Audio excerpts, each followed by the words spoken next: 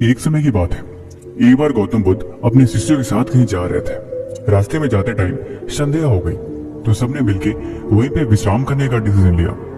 गौतम बुद्ध के शिष्य वहीं पे आराम करने लगे तो उन्हें पता लगा कि वहीं आसपास कोई घर है दो चार।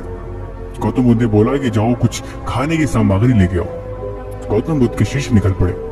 थोड़े दूर जाने के बाद उन्हें घर दिखाई दिया।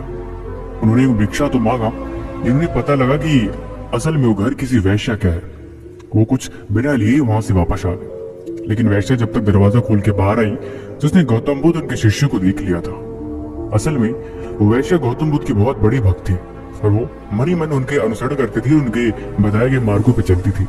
लेकिन उसका पेशा ही वैसा था, इस वजह से समाज से कभी एक्सेप्ट नहीं करता था और न ही कभी इज्जत दिया करता था। वो वैश्या अपने घर से बाहर निकल गई और गौतम बुद्ध के कुछ दूर आके बोली, महात्मा क्या मैं आपसे कुछ आग्रह कर सकती हूँ? गौतम बुद्ध बोले, हाँ जरूर बताओ। वैश्य ने बोला कि क्या आप मेरे घर के अंदर एक रात विश्राम करना चाहेंगे?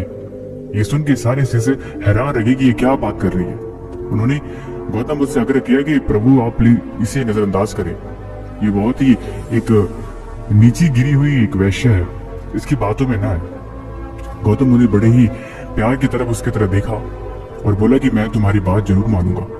इतना कहते ही गौतम बुद्ध अपने ध्यान में लीन हो गए। वैश्या खुशी खुशी अपने घर के अंदर चली गई। रात का विश्राम के टाइम गौतम बुद्ध से कुटिया की तरफ जा रहे थे तो सारे शिष्यों ने उन्हें बहुत मना किया।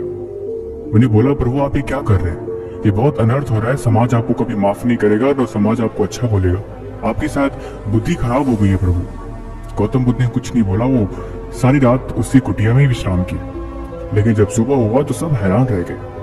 जब वो बाहर निकले तो वो वैश्या असल में काफी सुसज्जित होकर अच्छे कपड़े पहन के और शादुई कपड़ों में बाहर निकली, क्योंकि असल में वो भी गौतम बुद्ध की भक्त बन चुकी थी। जब वो बाहर आए तो सब हैरानी के साथ पूछी, प्रभु ये चमत्कार कैसे हुआ?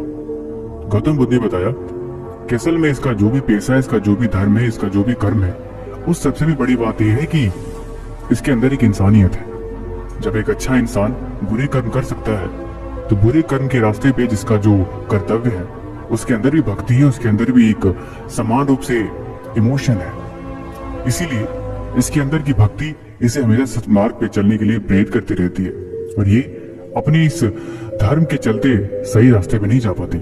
कोई गलत है इसका मतलब ये नहीं कि उसके कर्म, उसकी सोच भी वैसी गलत है।